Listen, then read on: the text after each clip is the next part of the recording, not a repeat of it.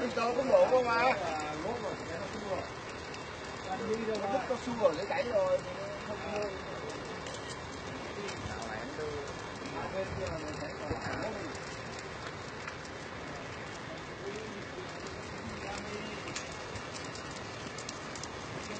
Anh Chiến đi đón ở ngoài này rồi.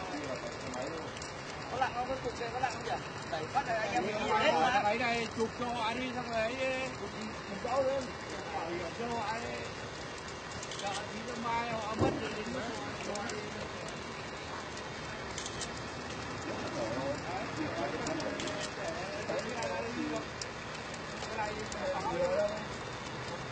Anh Chiến á.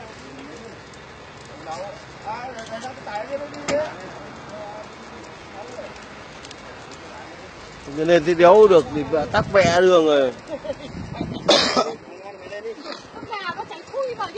Thế thì cầm về giết luôn. Ôi, gà làm gì kèm thịt gà núi lộ như vậy à? Đã đến được ông xe tải chưa rồi? Xe tải ơi nó gọn lên. Vẽ đường giờ. Công an đứng kia vẫn cho nên nhỉ? Tài thật.